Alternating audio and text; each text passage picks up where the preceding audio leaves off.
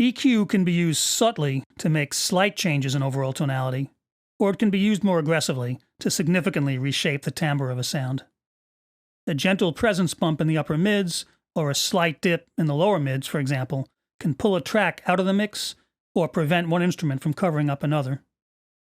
These are typical applications, especially with acoustic sounds. At the other extreme, heavier EQ, aggressive mid-range cuts and low-end boosts, say, applied to a small, boxy-sounding drum, can turn it into a thunderclap.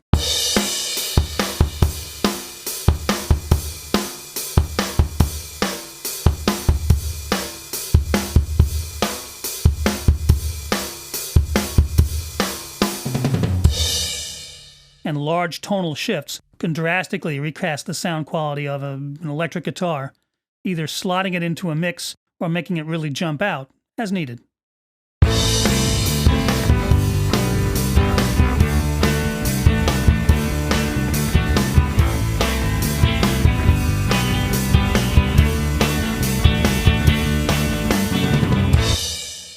But how does a novice engineer or mixer figure out the best application of EQ?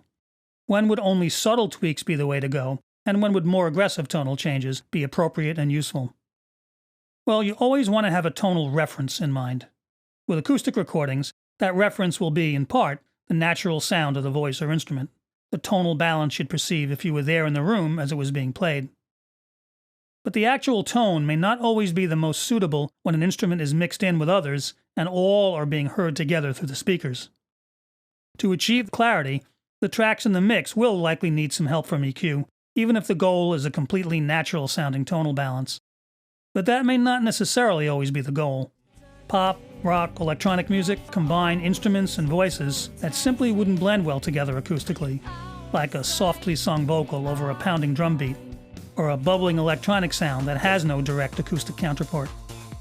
So there, the appropriate use and limits of EQ are more of a judgment call. Since your EQ goal is to create a mix with the best and most suitable tonal balance for the song, the best frame of reference will be other recordings and mixes in that same and similar genres. If you gather a number of commercial recordings, finished mixes of songs in a certain style, and then play them all back to back, deliberately listening for the tone quality of the various tracks and the overall tonal balance of each recording as a whole, you'll notice that there's quite a bit of tonal variation for both individual instruments and the overall mixes. Dark and fat to crisp and thin. The pros who worked on these commercial tracks had the experience to recognize how far they could go with EQ and still be confident that the finished mix would travel well, sound good on a wide range of playback systems, while preserving enough of the natural tone of the musical parts, even when deliberately altering that tone for the sake of clarity and punch in the mix. Eventually, after accumulating some experience mixing and applying EQ, you'll develop a pretty good internal reference for this, but at the outset, it's a good idea to put together a collection of well-mixed commercial reference tracks in the genre you're working in as a guideline. You won't be slavishly trying to mimic the tonal balance of any one specific recording, but you will want your tracks and mixes to fall comfortably within that fairly wide range of tonality that all the best mixes do, as a hedge against the risk of going overboard with excessive or inappropriate EQ.